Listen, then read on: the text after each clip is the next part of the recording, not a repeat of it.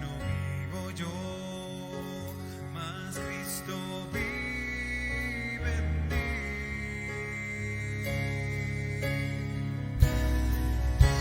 No vivo por lo que veo, no vivo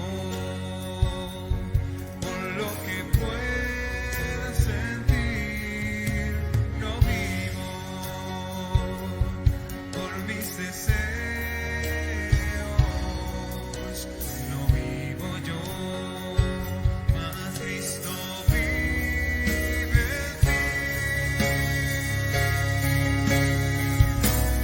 Mi mirada está puesta en Jesús, el autor de mi fe. Pongo mi confianza solo en Él, en las cosas invisibles donde puedo ver su poder. Mi mirada está puesta en Jesús.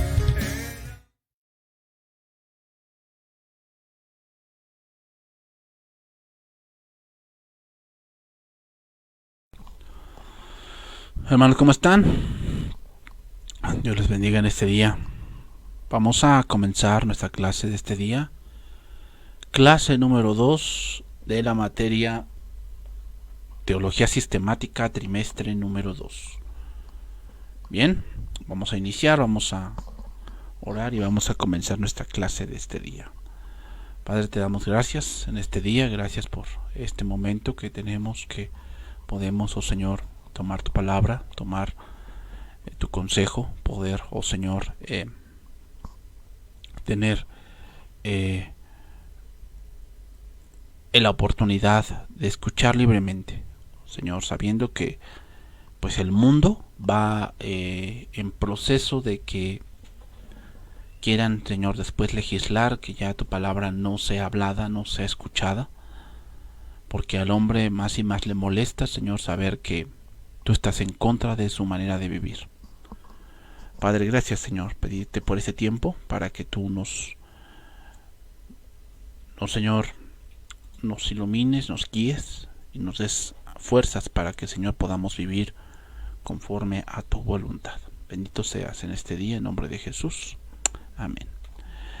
Bien, hermanos, vamos a comenzar este tiempo.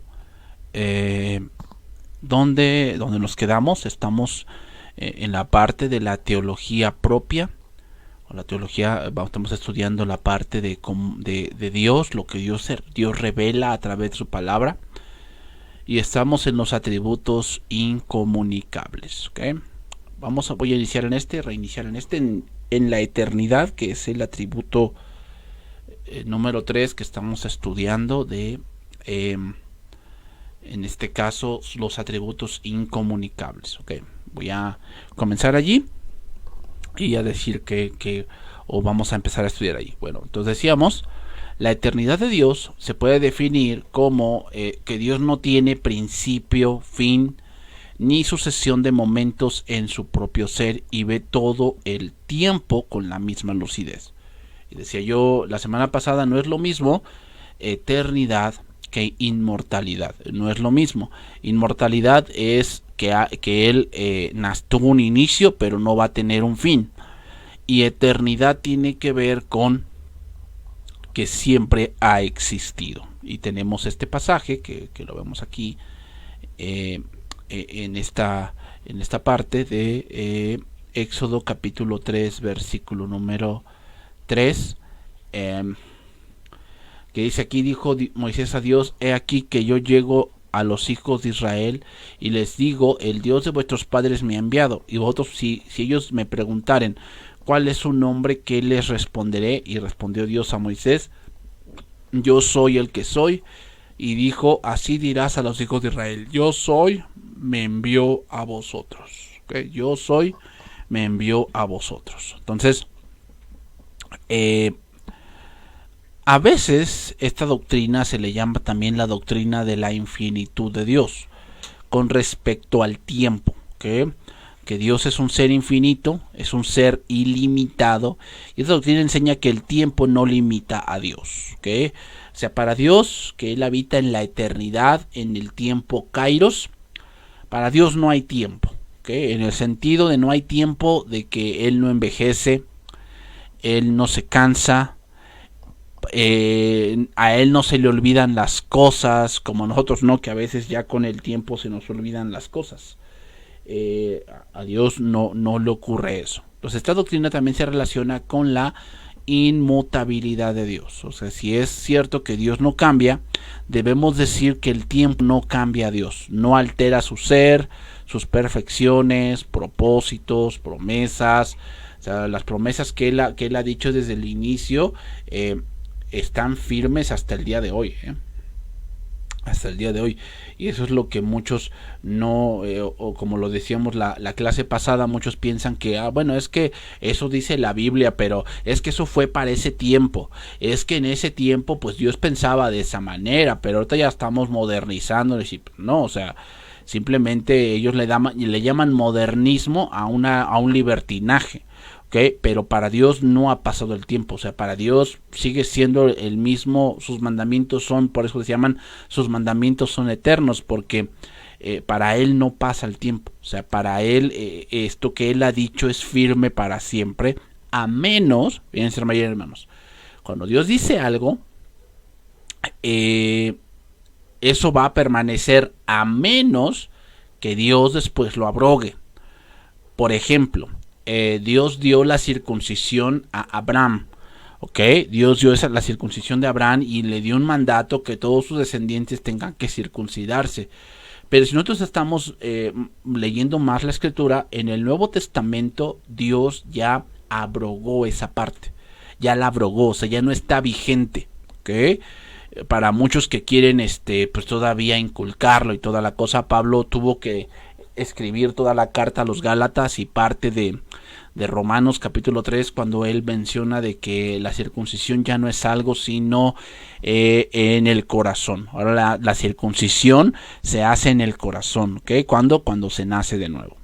Entonces, hermanos, Dios nunca aprende nuevas cosas o ni se le olvida nada. ¿Por qué?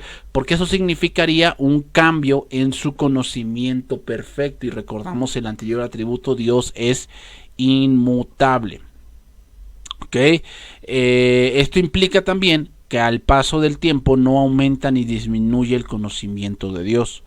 Él sabe todas las cosas pasadas, presentes y futuras y las sabe con igual lucidez. ¿Ok? Las sabe con igual lucidez. Entonces, para Dios no pasa el tiempo ni Dios envejece. Que eso es muy importante porque muchos también tienen la idea pues de que Dios es un viejito con una barba larga, ¿verdad? Porque dicen allí lo toman ahí del pasaje de Daniel, ¿no? Cuando dice que es un anciano de días y piensan que Dios es así, que Dios es una persona que no tiene que ya pasaron el tiempo por ellos y entonces pues Dios ya se le olvidaron varias cosas, ¿no? Pero Dios está completamente lúcido y no pasa por él el tiempo, ¿ok? Bien. Entonces, Dios es eterno en su ser, ¿ok?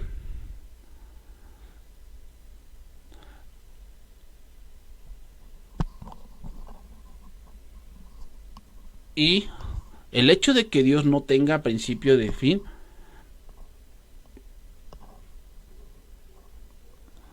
se ve en el Salmo 90, ¿ok? Entonces,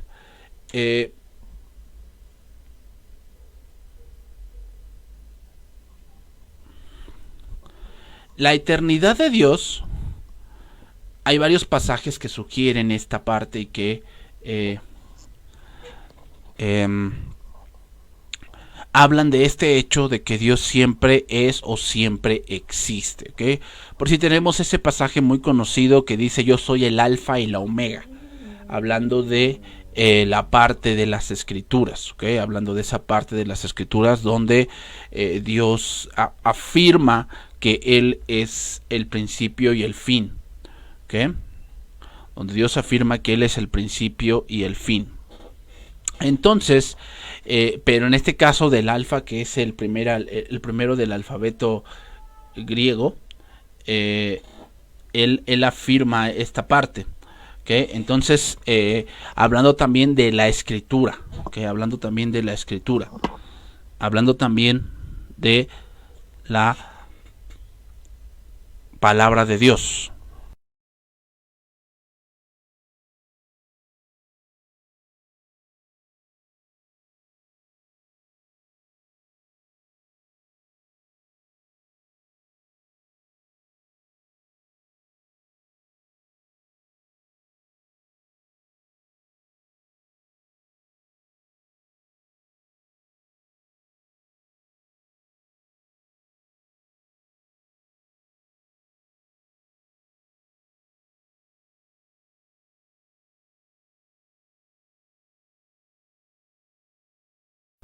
Bien, hermanos, entonces paso a otro pasaje. Ahí en Juan capítulo 8 verso 56 vemos cómo Dios afirma esta parte, o cómo Cristo mismo afirma esta parte. Dice ahí: Abraham, vuestro padre, se gozó de que había de ver mi día, y lo vio y se gozó. Entonces le dijeron los judíos: ¿aún no tienes 50 años y has visto a Abraham? Jesús les dijo: de cierto os digo, antes que Abraham fuese, yo soy. Quiero que vean esta parte, y lo decíamos la semana pasada, que Dios siempre va a utilizar el pronombre en presente, ¿okay? En presente. ¿Por qué? Porque Dios no es era o fue, sino Él es. Para Dios el tiempo, siempre lo correcto con Dios es hablar en presente. O sea, porque para Él no hay futuro. O sea, el futuro se utiliza para nosotros, porque nosotros pues obviamente tenemos esa parte de que nosotros no sabemos qué será del mañana o qué será la semana próxima. No sabemos de esa parte, ¿ok? Pero en el caso de Dios, Él ya lo ve, Él ya lo habita, ¿ok? Entonces lo más correcto es que nosotros hablemos de Dios en tiempo presente. Por eso él dice: antes que Abraham fuese. ¿Por qué dice Abraham fuese? O sea, habla de que habla de la eternidad. ¿Por qué? Porque en la eternidad Dios es, pero en el punto cronos Dios actúa en el tiempo cronos, y en el tiempo cronos Abraham faltaban muchos años a partir de la nada para que Abraham apareciese. ¿Okay? Entonces, seguimos allí. Y habíamos llegado hasta este punto. Colosenses capítulo número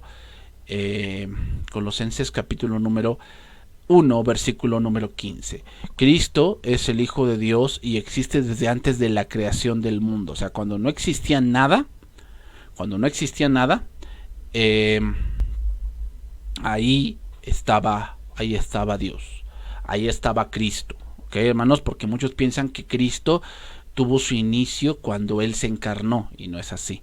Recuerden, antes que Abraham fuese, Él es. O sea, la parte del Cristo hombre, sí, tuvo ese inicio allí, el Cristo hombre, pero no el punto del Espíritu, que ahorita vamos a ver más adelante.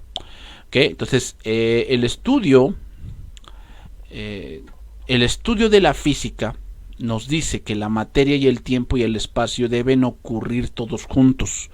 Está hablando de un poco de física y de ciencia. Nos dice que la materia y el tiempo y el espacio deben ocurrir todos juntos. Y si no hay materia, no puede haber espacio ni tiempo tampoco. ¿Okay? Entonces, de ese modo, antes de que Dios creara el universo, no había tiempo. Por lo menos no en el sentido de una sucesión de momentos uno tras otro, ¿okay?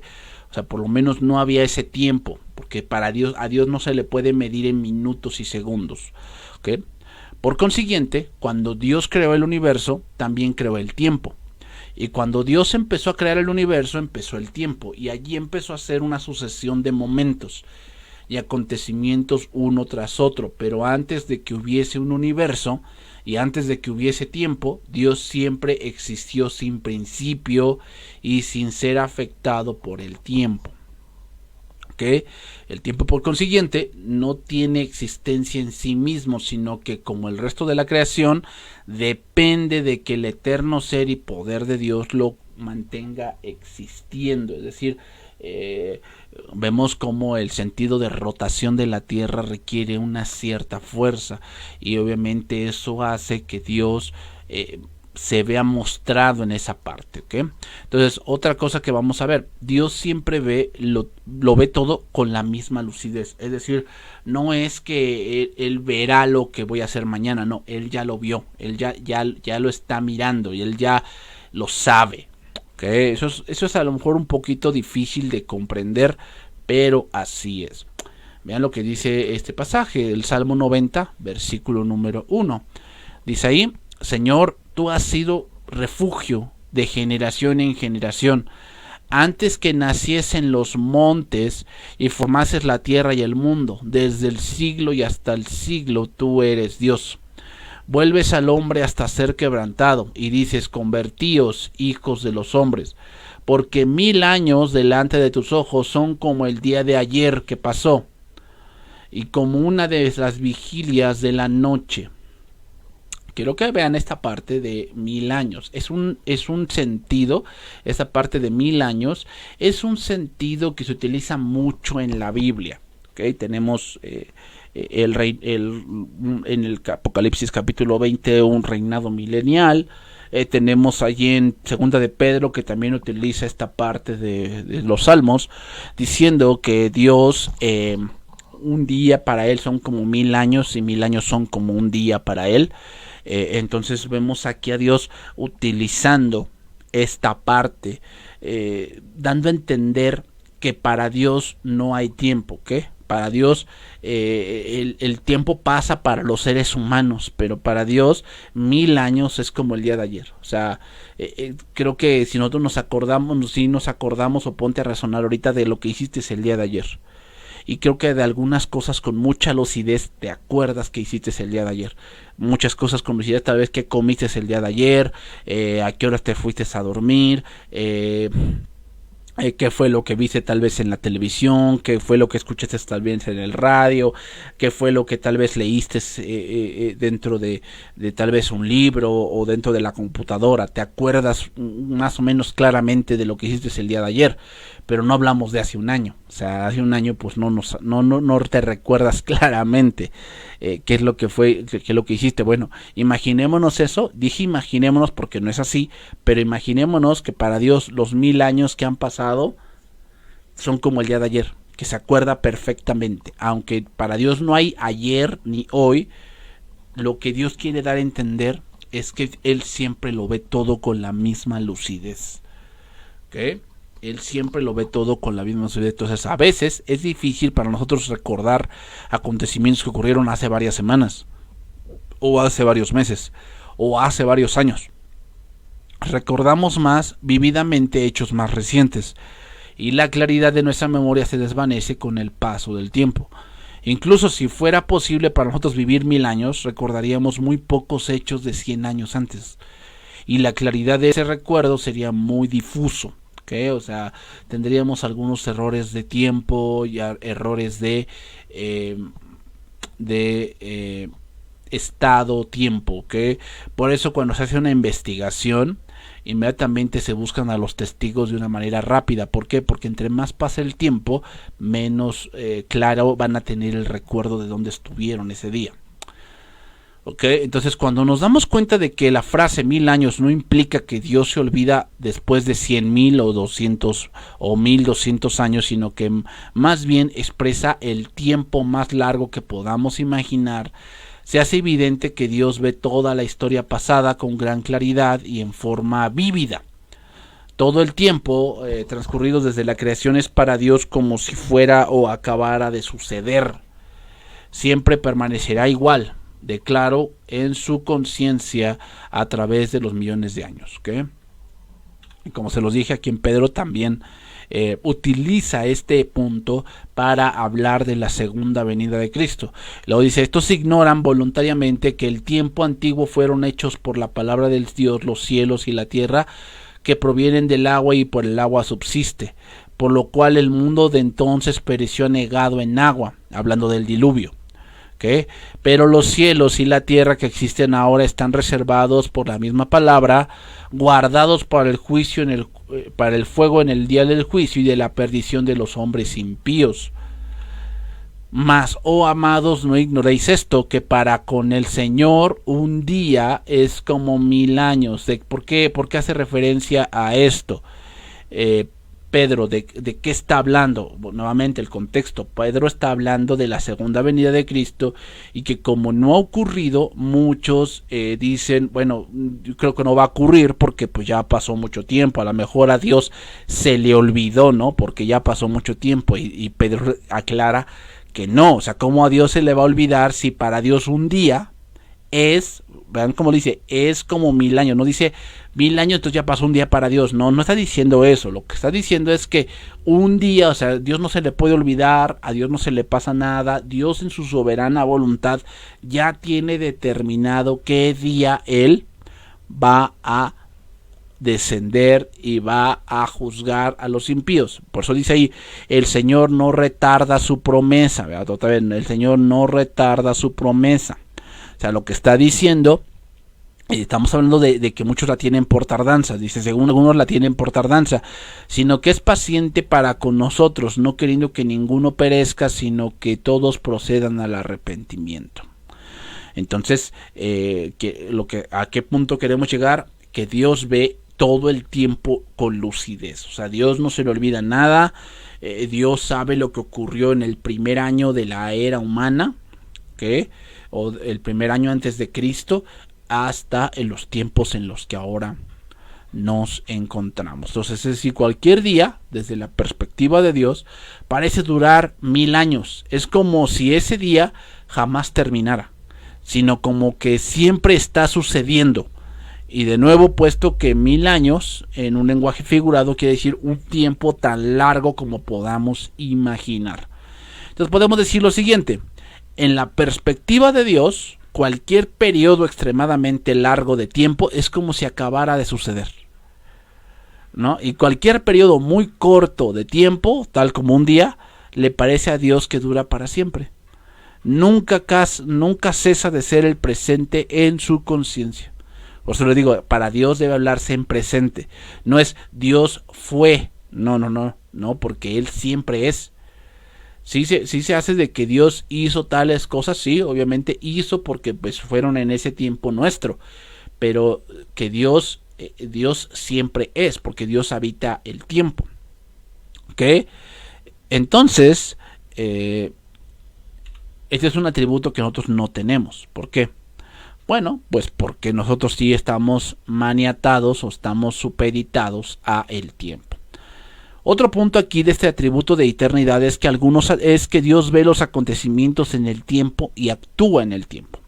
Por decir, en Gálatas 4:4 dice: pero cuando vino el cumplimiento del tiempo, Dios envió a su Hijo, nacido de mujer y nacido bajo la ley, para que redimiese a los que estaban bajo la ley, a fin de que recibiésemos la adopción de hijos. Dios observa claramente y sabiamente exactamente la consecuencia de lo que estaba sucediendo en la creación conforme ocurrían los hechos en el tiempo. O sea, acontecimientos dentro del tiempo, hermanos, a Dios no lo agarran de improviso. Dios lo sabe y Dios sabe lo que está ocurriendo. Entonces podríamos decir que Dios observa el progreso del tiempo conforme los varios acontecimientos se producen dentro de su creación. Entonces, en el momento preciso, cuando se cumple el plazo, Dios envió a su Hijo al mundo. O sea, Dios, si nos ponemos a analizar, hermanos, el tiempo en que Cristo vino, nos vamos a dar cuenta de que era el momento más propicio para que Cristo vino. Una de las cosas que había mucho en el tiempo de Jesús era que había casi un solo lenguaje, estaba mucho el helenismo, entonces muchos hablaban en griego. De hecho, la Biblia que Jesucristo leía era la Septuaginta. O sea, era la Biblia en griego. O sea, era un tiempo muy propicio también para viajar, hermanos. ¿Por qué? O sea, por eso vemos que Jesucristo viajaba con mucha facilidad. ¿Por qué? Bueno, porque en el tiempo romano, en el tiempo que Jesús nació, los romanos hicieron muchos caminos. Por eso se saca ese dicho que todos los caminos llevan a Roma. Entonces, había muchos caminos, los romanos algo que hicieron mucho era hacer las cosas muy rápidas. Entonces, abrieron muchos caminos, había muchos transportes, entonces era un buen tiempo para viajar. Entonces muchos dirían, bueno, pero hoy sería un mejor tiempo. Bueno, eso es lo que nosotros decimos, tal vez porque nos hubiera gustado ver a Jesús, pero el tiempo en que Jesús vino era un tiempo muy adecuado para poder, para que Cristo viniese a esta tierra. Entonces es evidente en toda la Biblia que Dios actúa dentro del tiempo y actúa diferente en diferentes momentos del tiempo. Entonces ciertamente el énfasis repetido de los profetas del Antiguo Testamento en la capacidad de Dios para predecir el futuro nos obliga a darnos cuenta de que Dios predice sus acciones en un punto en el tiempo y luego las realiza en un punto posterior en el tiempo y en una escala mayor. ¿Okay? Entonces vemos muchas acciones de Dios dentro de las Escrituras, desde el Génesis hasta el Apocalipsis, donde cómo Dios va tejiendo la historia y parece que el hombre va en sentido contrario, pero no es así, hermanos. Dios en su extrema sabiduría, Él aún utiliza la desobediencia del ser humano para llevar a cabo sus propósitos, y eso solamente Dios lo puede hacer. Bien, hermanos, vamos a pasar a otro atributo incomunicable, la omnipresencia. ¿Qué cosa es la omnipresencia? Bueno, se compone de dos prefijos, omni, que viene de latín, que significa todo, viene del latín omni, que significa todo, y presencia significa lugar. Entonces Dios está en todo lugar. La omnipresencia de Dios se puede definir como Dios no tiene tamaño ni dimensiones especiales y está presente en todo punto en el espacio con todo su ser, y sin embargo Dios actúa en forma diferente en diferentes lugares. ¿Okay? O sea, ¿Dios está en todo lugar? Sí. Sí. Y muchos preguntan, ¿no? ¿Dios está también en el infierno? Sí. Ay, pero Dios no puede estar allí porque esto no, o sea, si negásemos eso, hermanos, si negásemos eso, entonces no es omnipresente, porque no puede estar en todo lugar. O sea, no podemos decir, no, es que Dios no está en el infierno. No, sí está. Pero no actúa en el infierno como actúa en la tierra. ¿Ok? No actúa en el infierno como actúa en la tierra. ¿Dios estará en un burdel? Pues sí, porque Él es omnipresente. Sí, obviamente que existe, que Él está allí en todo su ser, pero Dios ahí actúa en forma distinta que en otro lugar. ¿Ok? Eso es muy importante. Porque muchos luego vemos, no, es que aquí Dios no está. Pues eso solamente lo dice una persona que pues está completamente enajenada a lo que Dios es. El hecho de que Dios es Señor del espacio y no puede estar limitado por el espacio es evidente primero del hecho de que Él creó todo, porque la creación del mundo material implica también la creación del espacio. ¿Okay? Voy a decir este versículo de Deuteronomio 10:14. He aquí, de Jehová tu Dios son los cielos, y los cielos de los cielos, la tierra y todas las cosas que hay en ella. O sea, Él está viendo todo, hermanos. No solamente nos referimos al lugar donde el humano está, sino también el lugar donde el humano no está. O sea, Dios al mismo tiempo está en el pico de la montaña más alta, que es el Everest, y puede al mismo tiempo estar en las profundidades del mar donde está, por decir, el Titanic, y que es difícil llegar por el ser humano a menos que tenga cierta maquinaria o cierta tecnología. Dios está con todo su ser y toda su presencia en ese lugar. ¿Ok? Entonces Dios está presente en todo lugar. Eso es muy claro. Eso significa que Él es omnipresente, y eso solamente lo tiene Él. Ni Satanás es omnipresente, hermanos, ni tampoco Satanás es eterno. Satanás es inmortal, porque él tuvo un inicio, Dios lo formó, y su fin será el lago de fuego, donde serán atormentados por toda la eternidad.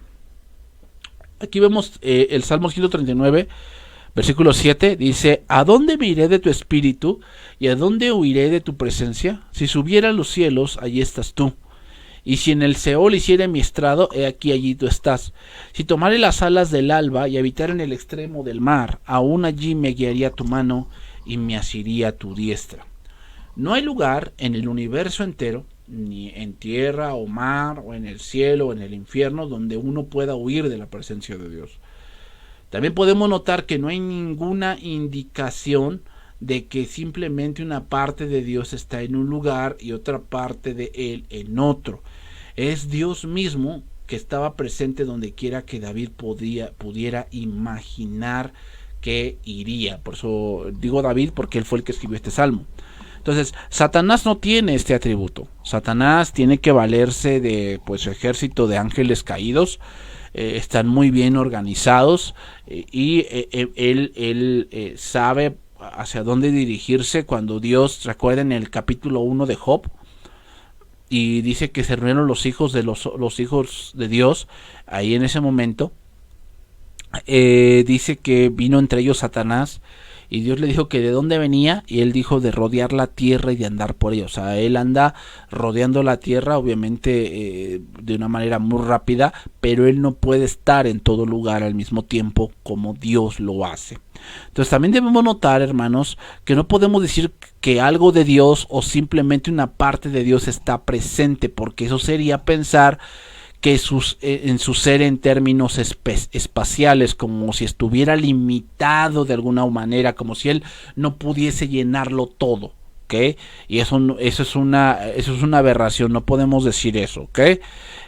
Por decir, aquí en Jeremías capítulo 23 dice: yo soy Dios de cerca solamente, dice Jehová, y no desde muy lejos.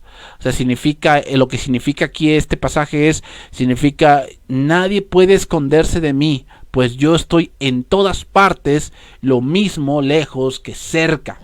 O sea, el ejemplo vivo es Jonás. Jonás pensó eso, ¿no? O sea, jamás se puso a pensar en este atributo de Dios, me imagino. Y muchos cristianos también así no se ponen a pensar en este atributo. Siento que pues obviamente, hermanos, cuando hay pecado en nuestras vidas, nos volvemos tontos, en verdad. O sea, estamos muy tontos. ¿Por qué? Porque empezamos a pensar que poniendo tierra de por medio, Dios no me va a alcanzar. O sea, esa es una manera tonta de pensar. ¿Por qué? Pues porque Dios es omnipresente. Él está en todo lugar al mismo tiempo. O sea, no importa dónde te vayas. Por eso Dios te diría: ¿a poco yo soy solamente de cerca? O sea, soy solamente Dios o sea, cuando estabas aquí en este lugar donde naciste, ahí nada más era tu Dios. Y si te vas a otro lugar, ahí ya no soy tu Dios. O sea, ahí yo no te puedo alcanzar. Eso es lo que piensan los paganos, hermanos. ¿Se dan cuenta? Cuando piensan los paganos piensan, o los que no creen, los no creyentes, piensan que cuando se salen del país, su Dios se queda donde nacieron. Así piensan ellos. O sea, ellos piensan que se salieron, y sí, se llevaron si solamente su ídolo va con él, si se los llevan entre sus enseres, ¿no? Pero mientras esto no suceda, ellos piensan que se quedan. Entonces, parece más apropiado decir que Dios está presente con todo su ser en todas partes. Dice: ¿se ocultará alguno, dice Jehová, en escondrijos que yo no lo vea? ¿No lleno yo, dice Jehová, el cielo y la tierra? Entonces, hermanos, esa es la omnipresencia de Dios, y ese atributo solamente lo tiene Dios, ¿ok? Entonces, Dios no tiene dimensiones especiales, ¿ok? Es decir, ¿cuál sería el tamaño de una congregación para que Dios estuviese ahí? O sea, no podemos pensar así, hermanos. En verdad, o sea, dejemos de pensar de esa manera. O sea, muchos pensamos, no, es que ¿a qué vas a la iglesia? Voy a ver a Dios. O sea, nada más Dios se limita a un local que se llama congregación y lo demás Dios no está. O sea, esa es una manera que no debemos pensar así, que debemos renovar la mente, hermanos. Dice ahí Isaías 6:3. Y el uno al otro daba voces diciendo, Santo, Santo, Santo Jehová de los ejércitos, toda la tierra está llena de su gloria. Toda la tierra. Aunque parece necesario que digamos que todo el ser de Dios está presente en todas partes, es también necesario decir que a Dios ningún espacio lo puede contener, por grande que sea. Salomón dijo cuando dedicó el templo, dijo, pero ¿será posible, Dios mío, que tú habites en la tierra? Si los cielos, por altos que sean, no pueden contenerte, mucho menos este templo que he construido. Los cielos, por altos que sean, hermanos, no pueden contener a Dios. En verdad, no pueden contener el espacio más grande imaginable que tú te puedas imaginar. No pueden contener a Dios. Es más, hermanos, los científicos dicen que el espacio exterior está de continuo expandiéndose. O sea, el espacio está expandiéndose y se van formando más galaxias, explotan estrellas, nacen otras. Y aún el espacio, hermanos, el espacio no puede contener a Dios. O sea, no importa el espacio que tú te imagines, no pueden contener a Dios. Aunque el pensamiento de que Dios está presente en todas partes y lugar, con todo su ser, debe animarnos grandemente a la oración, sin que importe dónde estemos. ¿Okay? ¿Por qué? Porque Dios escucha, no importa dónde estemos. Entonces debemos entender este atributo, hermanos, que nunca estamos solos. El Señor está con nosotros. Es más, antes de que Dios creara el universo, no había materia ni material, de modo que tampoco había espacio. Sin embargo, Dios existía ya. ¿Ok? Entonces, Dios puede estar presente, hermanos, para castigar, sustentar o bendecir. ¿Ok? En Amós capítulo 9, versículo 1 dice, vi al Señor que estaba sobre el altar y dijo, derriba el capitel y estremezcanse las puertas y haz los pedazos sobre la cabeza de todos, y al postrero de ellos mataré a espada, no habrá de ellos quien huya ni quien escape, aunque cavasen hasta el Seol, de allá los tomará mi mano, y aunque subiesen hasta el cielo, de allá los haré descender. La idea de la omnipresencia de Dios ha sido problema para algunos que se preguntan cómo Dios puede estar presente, por ejemplo, en el infierno. Como se los dije, es más, no es el infierno lo opuesto a la presencia de Dios o la ausencia de Dios, y no. El infierno es la ausencia del amor de Dios y solamente la presencia de la ira y el castigo de Dios. Entonces, esta dificultad se puede resolver al darnos cuenta de que Dios está presente en diferentes maneras y en diferentes lugares, y que actúa en forma distinta en diferentes lugares de la creación. Okay, a veces Dios está allí para castigar, pero también luego Dios está allí para bendecir. Seguimos en ese pasaje, Amós 9:3. Si se escondieran en la cumbre del Carmelo, allí los buscaré y los tomaré, y aunque se escondiesen de delante de mis ojos en lo profundo del mar, allí mandaré a la serpiente y los morderá. Y si fuesen en cautiverio delante de sus enemigos, allí mandaré la espada y los matará, y pondré sobre ellos mis ojos para mal y no para bien. En otras ocasiones, Dios está presente no para castigar ni para bendecir, sino meramente presente para sustentar o mantener el universo existiendo y funcionando de la manera que Él quiso que funcionara. En este sentido, la naturaleza divina de Cristo está presente en todas partes. Entonces, hermanos, puede parecer desorientador decir que Dios está más presente en el cielo que en otras partes, pero también no sería desorientador decir que Dios está presente de una manera especial en el cielo, pero está presente en todas partes. ¿Okay? Entonces, Herman Bavinck cita un hermoso párrafo que ilustra esta aplicación de este atributo. Dice ahí, cuando quieres hacer algo malo, te retiras del público a tu casa en donde ningún enemigo pueda verte. De los lugares de tu casa que son abiertos y visibles a los ojos de los hombres, te retiras a tu cuarto. Incluso en tu cuarto temes algún testigo de algún otro lugar, así que te retiras a tu corazón y allí meditas. Y Él, hermanos, el Señor está más adentro que tu corazón. A donde quiera, por consiguiente que huyas, Él está allí. De ti mismo, ¿a dónde vas a huir? ¿No te seguirías tú mismo a donde quiera que huyeras? Pero puesto que hay uno más interior incluso que tú mismo, no hay lugar donde puedas huir de un Dios colérico, sino a un Dios reconciliador. No hay lugar donde el cual puedas huir. O sea, muchos piensan que van a huir, que muchos piensan que Dios no está mirando, que Dios no está oyendo lo que dices, que Dios no está oyendo las palabras que tal vez dices, tal vez sin pensar, o tal vez porque piensas que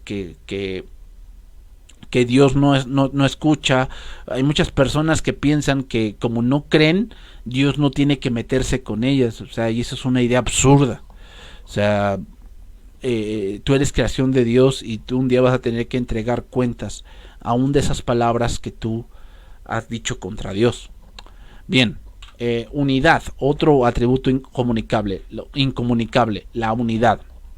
La unidad de Dios se puede definir como Dios no está dividido en partes. Sin embargo, vemos que en diferentes ocasiones se hace énfasis en diferentes atributos de Dios. Es decir, hermanos, ¿a qué vamos con este atributo? A lo que vamos es que Dios no es que en un punto demuestra que es todo amor. Por decir, muchos dicen, es que yo prefiero al Dios del Nuevo Testamento porque el Dios del Nuevo Testamento es puro amor. Porque el Dios del Antiguo se enoja fácilmente. Y una persona que expresa eso es una persona que no conoce a Dios. ¿Por qué? Porque Dios no está dividido. Es decir, no quiere decir que por una parte sea amor, se llenó todo de amor y se olvida de su justicia y se olvida que Él es inmutable y se olvida que Él es omnipresente y omnipotente y omnisciente. ¿Se olvida de todo eso? No, Él es todo en un todo. ¿Ok? Entonces, cuando la Biblia habla de los atributos de Dios, nunca destaca alguno de los atributos de Dios como más importante que los demás. Se da por sentado que todo atributo es completamente una verdad en cuanto a Dios y es una verdad en cuanto a todo el carácter de Dios. No hay ninguna sugerencia de que una parte de Dios, por decir, sea luz y una parte de Dios sea amor, no. Se dice Dios es luz y se entiende que cuando Dios es luz aplica para todos los atributos que Él ha dado a conocer. ¿Okay? Dios no es parcialmente luz y parcialmente amor. Tampoco debemos pensar que Dios es más luz que amor, ni más amor que luz. Más bien Dios mismo es luz y Dios mismo también es amor. Por decir, 1 de Juan 1:5 dice, este es el mensaje que hemos oído de Él y os anunciamos, Dios es luz y no hay ningunas tinieblas en Él. ¿Qué quiere decir esta parte? Bueno, lo que quiere decir es que Dios es toda verdad y no puede caber en Él la mentira. No hay ningunas tinieblas, no puede caber ese razonamiento que muchos dicen, bueno, es que Dios se equivocó. O sea, eso es inaudito, o sea, no, eso no puede pasar. ¿Okay? Entonces también debemos pensar que los atributos de Dios son algo externo.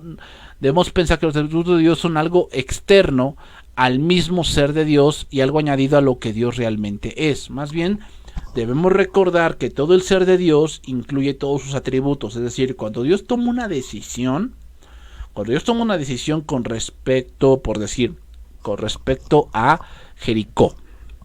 ¿Se acuerdan de Jericó cuando Josué pasó el río Jordán y de repente se acercó a Jericó y Dios mandó que la ciudad debía ser destruida completamente? Cuando Dios decide eso,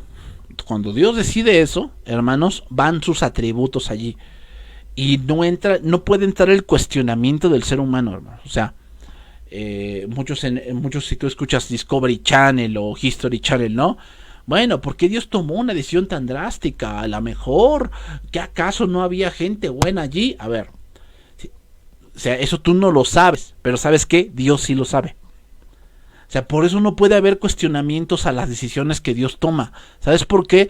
Porque cuando Dios toma una decisión, van incluidos todos sus atributos, o sea, su amor, su justicia, su omnipresencia, su omnisciencia, van incluido que Él es la verdad, que Él es la vida, su misericordia, todos esos atributos van incluidos en esa decisión.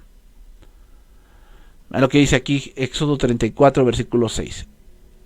Y Jehová pasando por delante proclamó: Jehová, Jehová, fuerte, misericordioso y piadoso, tardo para la ira y grande en misericordia y verdad, que guarda misericordia a millares, que perdona la iniquidad, la rebelión y el pecado, y que de ningún modo tendrá por inocente al malvado, que visita la iniquidad de los padres sobre los hijos de los hijos, hasta la tercera y cuarta generación. Mira, aquí vemos varios atributos de Dios.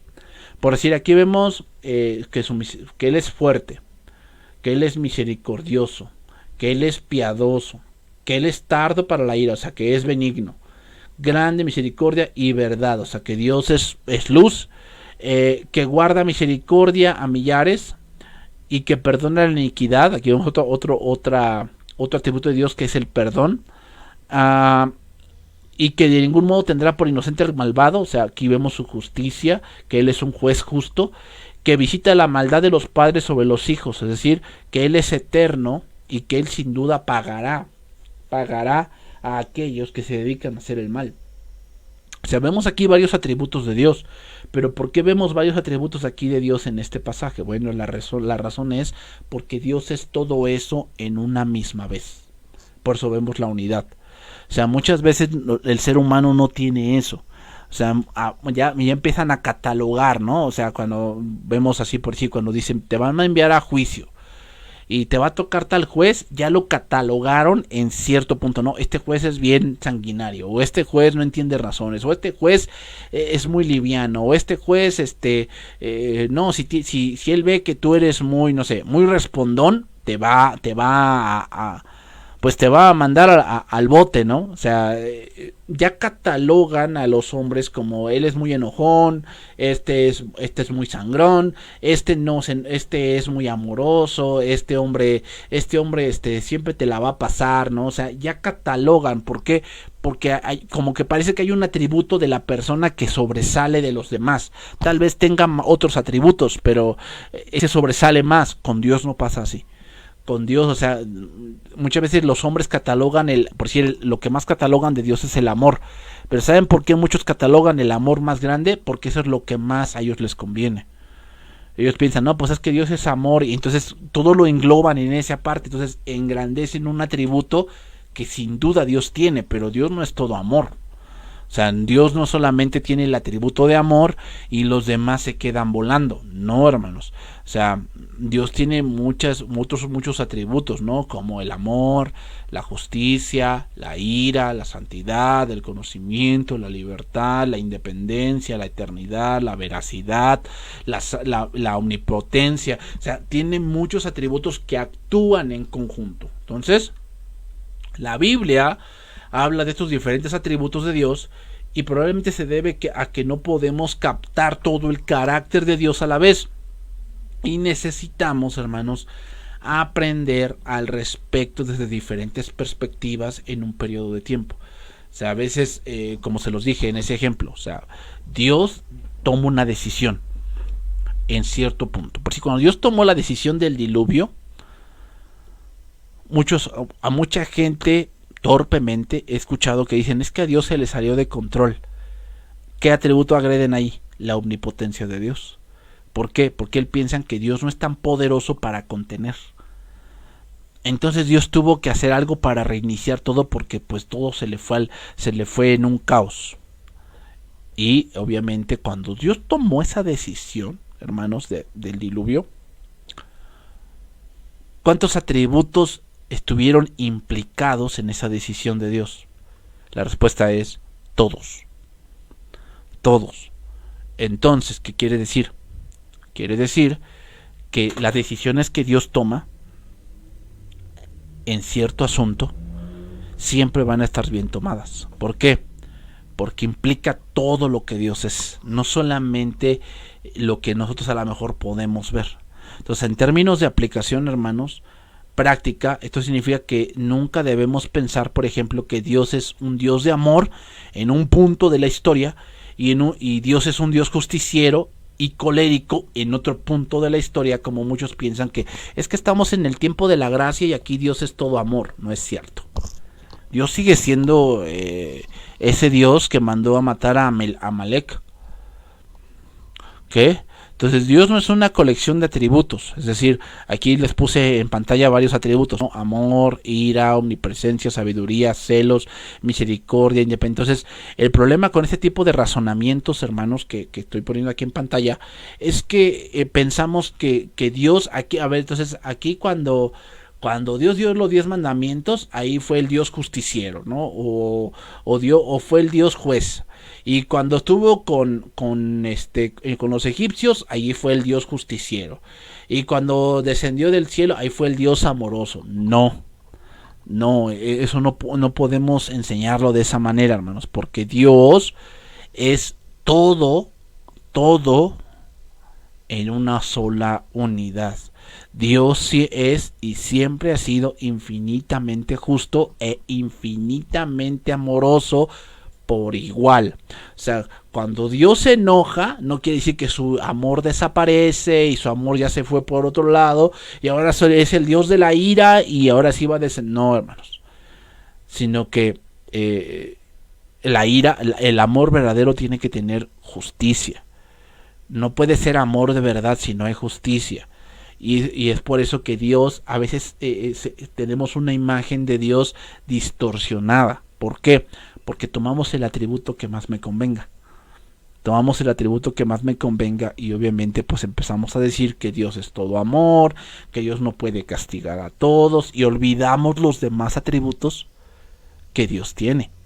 Que, o sea, sí, o sea, dicen, no, es que Dios no puede, no, Dios no va a enviar Dios no va a enviar al infierno a todos, porque si no, ¿a poco Dios en su amor enviaría a todos al infierno si Dios nos ama a todos? O sea, si Dios nos ama a todos, pero Dios también es justo. Y eso sería injusto en lo que tú estás pensando. ¿Okay? Entonces, Dios no son adiciones. O sea, que aquí está Dios y Dios debemos definirlo por cierto atributo que se manifiesta. No, hermanos. O sea, y eso es un punto, porque muchos ven solamente el amor de Dios. Y tanto dan énfasis al amor de Dios que se olvidan de la ira. Por eso dijo Pablo, mirad pues la bondad y la severidad de Dios. ¿Se dan cuenta? Mirad pues la bondad y la severidad. O sea, los dos atributos van juntos. No es que la bondad se mostró por un lado y la severidad se mostró por otro lado. Porque imagínate, entonces, ¿cuál atributo se va a mostrar en el juicio del gran trono blanco? ¿Cuál atributo de Dios?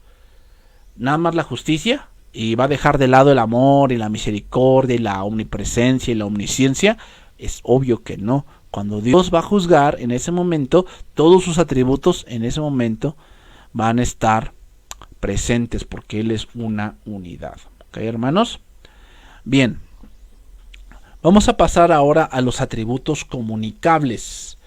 Les voy a definir un poco esto antes de pasar a otro, de lleno a este punto. Entonces, ¿qué son los atributos comunicables? Bueno, se han usado varios métodos diferentes para clasificar los atributos de Dios, ¿no? Entonces, los atributos comunicables, cuando hablamos de atributos comunicables, estamos hablando de atributos en los cuales el hombre participa de ellos, pero no totalmente. Es decir, participa de una medida, pero no totalmente, ya que el hombre ama, ama, pero no totalmente.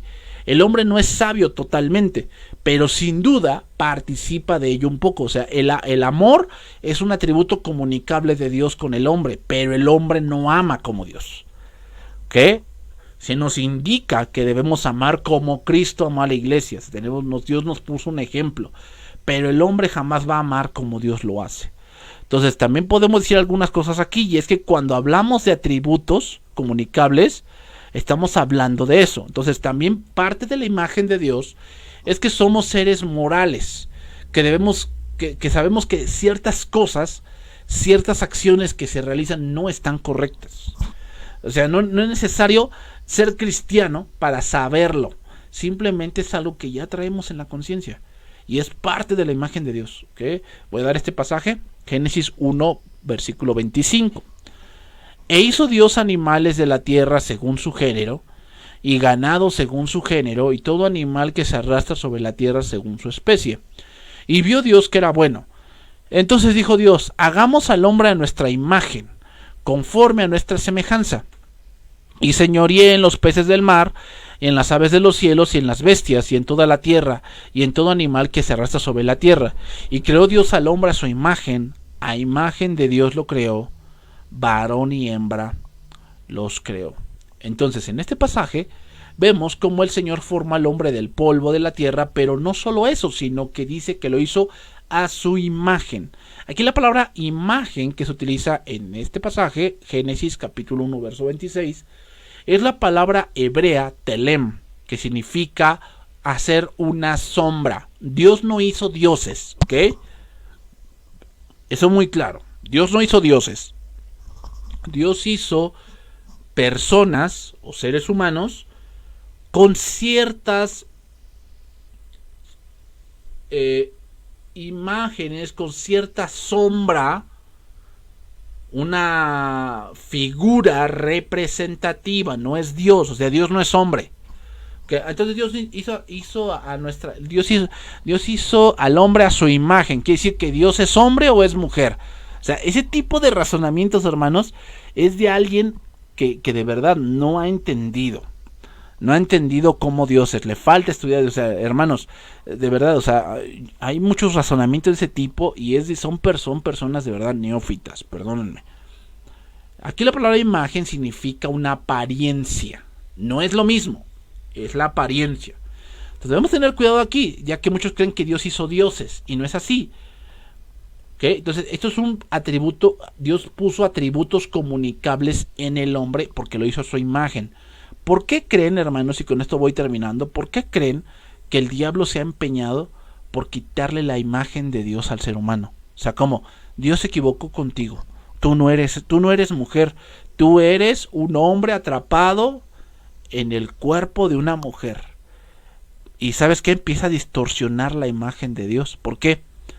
Porque todas esas cosas que Dios puso en ellos al formarlos, las niegan y quieren hacerse a su propia imagen, a su propia imaginación de ellos. Niegan la hermosura que Dios ha puesto en ellos y ahora adaptan algo que ellos creen que es la hermosura en las tinieblas. Entonces Dios hizo a alguien pensante porque los animales simplemente les puso instinto. Y es como se comportan. Los animales no tienen conciencia como la tiene el ser humano. Y eso es parte de la imagen de Dios. Eso es parte de la imagen de Dios. Entonces, hermanos, aquí le vamos a dejar para iniciar los atributos comunicables la siguiente semana, si Dios lo permite. Nos vemos el día de mañana para nuestro tema de una fe que impulsa. Que Dios los bendiga, hermanos. Nos vemos el día de mañana. Bendiciones.